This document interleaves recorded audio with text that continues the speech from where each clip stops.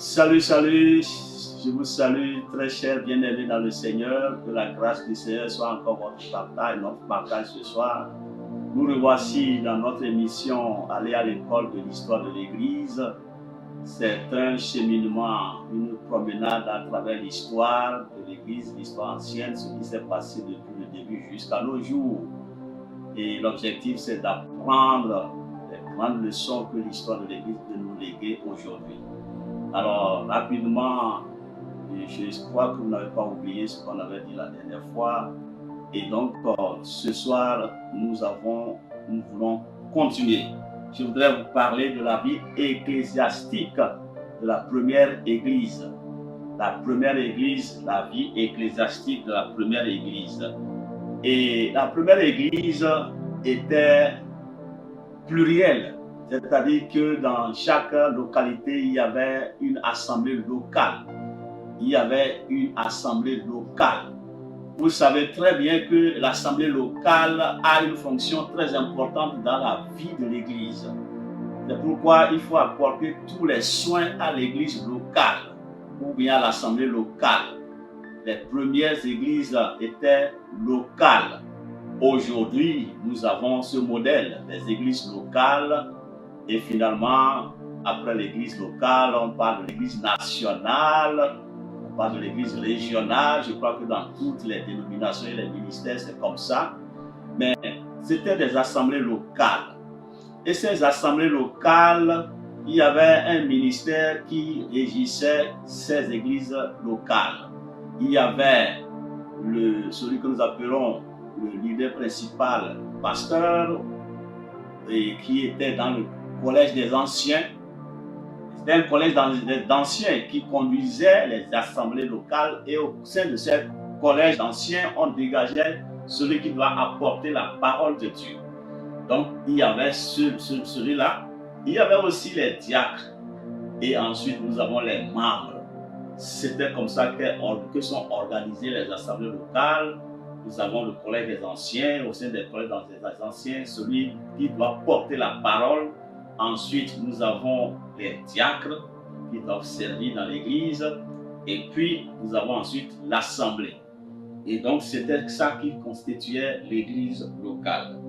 La deuxième chose, c'est les ministères qui étaient exercés dans l'église locale. Dans l'église locale, il y avait le ministère de la parole, assuré par les anciens, mais il y avait aussi des prophètes dans les assemblées. Et ces prophètes, quelquefois, pouvaient être itinérants.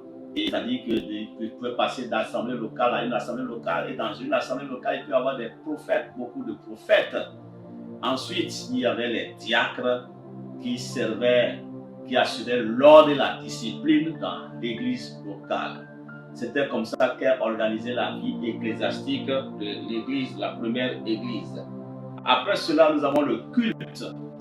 Le culte, c'est le mois le plus solennel de la vie d'une assemblée locale.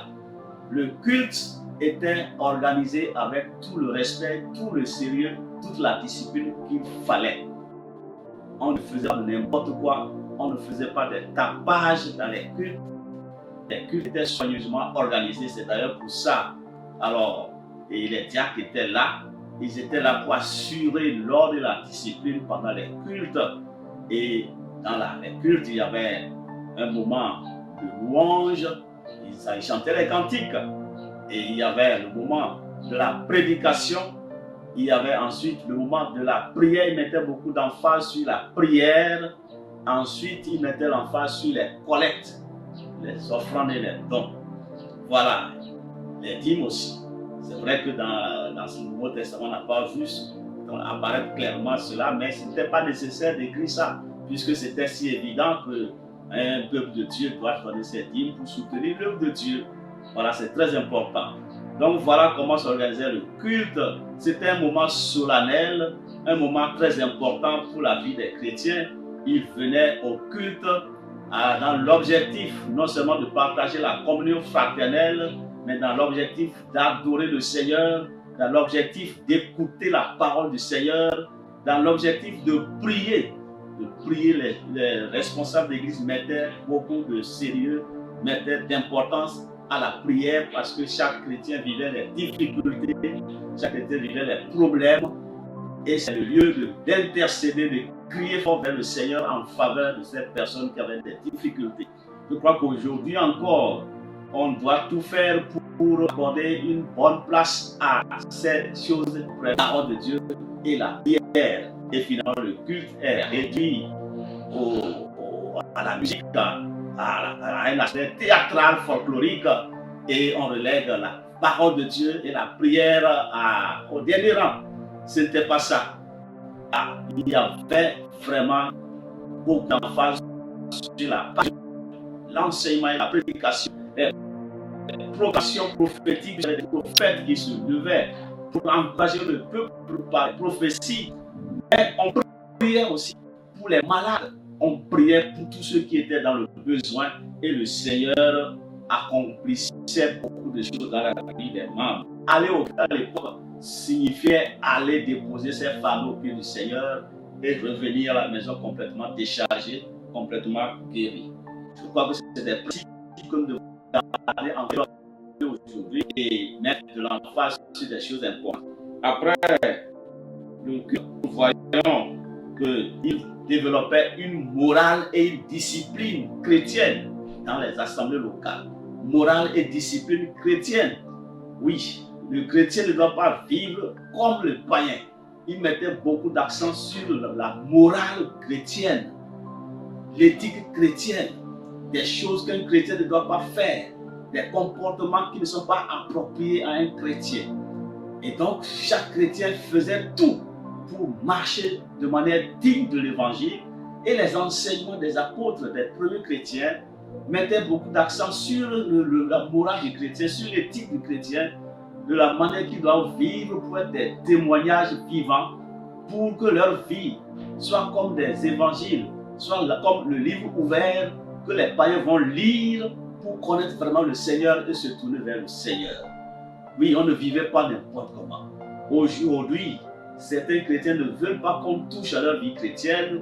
Ils veulent vivre dans l'église de la manière qu'ils veulent, de la façon qu'ils conçoivent la vie chrétienne, même si ça ne cadre pas avec l'évangile. Je crois que si nous autorisons cela, nous ne sommes pas en train de bâtir l'église du Seigneur. L'église du Seigneur a une morale, a une éthique, et les premiers chrétiens persévéraient dans cette morale et dans cette éthique. Il y avait aussi la discipline dans l'église. La discipline, c'est-à-dire les comportements proscrits que tout le corps de Christ devait proscrire, condamner, rejeter.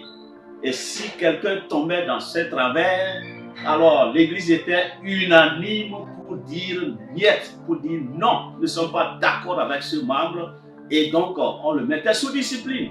Aujourd'hui, la discipline est en train de disparaître dans l'église. Les gens ne veulent plus qu'on en parle, mais si jamais nous baissons les bras sur la discipline, nous n'avons plus une église. Nous avons un groupe d'hommes qui vivent comme ils veulent, qui vivent un évangile selon leur conception, selon leur propre point de vue. Non, il y avait la discipline dans l'église. Il y avait le respect des principes, le respect de la parole de Dieu et le respect des choses qu'on doit faire, des choses qu'on ne doit pas faire, ce qu'on doit donner, ce qu'on doit faire pour que l'œuvre de Dieu prospère. C'était ça. Donc c'est ce qui est très important et il faut, à mon avis, revenir à ces choses-là, insister encore sur ces choses encore aujourd'hui. Autre chose que je voudrais toucher maintenant et quelques grandes figures de cette église. Les grandes figures de la première église, les grandes figures de la première église qui ont joué des rôles prépondérants pour que l'église puisse vaincre des difficultés. N'oubliez pas que déjà à cette époque, l'ennemi ne dormait pas. Il attaque l'église de toute manière par la persécution, par la malhonnêteté, mais aussi en inspirant des fausses doctrines, des faux enseignements. Mais l'Église avait enfoncé certaines grandes figures qui se levaient pour combattre ces hérésies, pour combattre ces contrefaçons sataniques et pour permettre à l'Église de demeurer ferme sur la bonne doctrine, sur l'Évangile. Aujourd'hui encore, chers frères et sœurs, l'Église a besoin de ces figures fortes, des gens capables versés dans les Saintes Écritures, capables d'enseigner correctement l'Église, capables de réprimer l'erreur et la fausseté pour enseigner ce qui est biblique, ce qui est de Christ. Si nous laissons alors tout vent de doctrine traverser l'Église, nous allons contribuer à sa destruction. Aujourd'hui, on s'est donné une foule de docteurs où chacun se lève pour enseigner ce qu'il veut et non ce qui est biblique, mais ce qu'il veut. Et cela fragilise l'Église, cela fragilise son témoignage, cela dénature même son éthique et sa morale, et ce qui est dommage. L'une de ces grandes figures de l'Église primitive, nous pouvons citer entre autres l'évêque Clément qui était l'évêque de Rome, un homme versé dans les Saintes Écritures qui a prêché et qui a enseigné, qui a combattu les hérésies et a écrit beaucoup d'épîtres, écrit beaucoup d'épîtres, mais ces épîtres n'ont pas été classées dans la Bible, mais il avait écrit beaucoup pour réfuter les hérésies. On peut parler aussi de ces épîtres, surtout de cette épître aux Corinthiens, lui aussi il avait écrit, mais ces épîtres n'ont pas été prises en compte dans le canon du Nouveau Testament. Il y avait un autre, Ignace d'Antioche. La ville d'Antioche, cette église flamboyante, cette église missionnaire, qui vous souvenez que c'est de cette église que le Saint-Esprit a envoyé Paul et Barnabas en mission. C'était la toute première église missionnaire qui a envoyé des missionnaires vers les nations païennes. C'était une église très forte. Dans cette église, il y avait beaucoup de ministères, il y avait des prophètes, il y avait des docteurs, il y avait beaucoup de ministères qui édifiaient l'église. Donc, alors, Ignace était de cette église, il était évêque de cette église. Il a prêché et il a enseigné entre les années 98 à l'année 117. Il refusa de se nommer et d'être amené à Rome. Il a été tué à cause de son témoignage. Donc voilà un autre grand visage, une autre grande figure, c'est Polycarpe. Polycarpe, lui aussi disciple de Jean. Il était le disciple de l'apôtre Jean, il connaissait les enseignements de Jean. Il fut évêque à Smyrne. Il a écrit une épître aux Philippiens où il déclare que lui et ses contemporains sont nettement inférieurs aux apôtres. Et après avoir servi le Seigneur pendant 86 ans, il fut contraint d'abdiguer, c'est-à-dire de renoncer à sa foi en Christ. Et il va répondre vaillamment: il y a de cela 86 ans que je sers le Seigneur et il ne m'a jamais déçu. Et ce n'est pas aujourd'hui, moi, je vais le renoncer. Et il fut martyrisé, il fut tué pour ses convictions religieuses.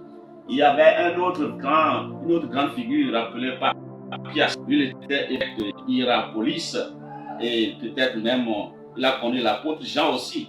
Il s'est rendu célèbre par ses travaux d'érudition et ses écrits très profonds sur le Nouveau Testament.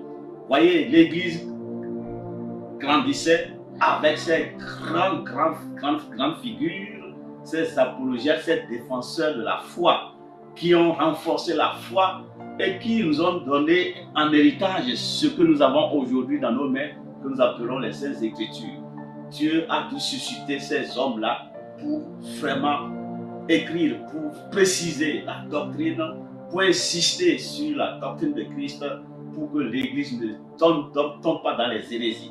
Parce que le diable a attaqué l'Église en suscitant des hérésies pas possibles. Mais il y avait heureusement des leaders dans l'Église qui étaient versés dans les Saintes Écritures, qui par leur contribution, par leur érudition, ont renforcé la foi de l'Église, ont balayé de revers de main ces fausses doctrines pour permettre à l'Église de continuer par être établie sur les fondements des enseignements de Christ, fondements de l'Évangile. Aujourd'hui encore, le Seigneur a besoin des hommes et des femmes dans son Église, versés dans sa parole, qui se lèvent pour enseigner avec précision et exactitude la doctrine de l'Église. aujourd'hui, malgré la cacophonie que nous observons aujourd'hui, une cacophonie doctrinale, une cacophonie théologique, où les gens se lèvent pour dire n'importe quoi, alors mais le Seigneur peut compter encore sur toi, mon frère, sur toi, ma soeur, pour vraiment permettre à l'Église de demeurer sur les fondements de la doctrine de Christ. Et la théologie a toujours eu sa place dans la vie de l'Église. Aujourd'hui, quand on parle de la théologie, certains sont offusqués, ils ne veulent pas entendre, sont allergiques au mot théologie, mais c'est les théologiens qui ont permis que la doctrine de Christ soit maintenue et qu'elle soit pérennisée jusqu'à nos jours.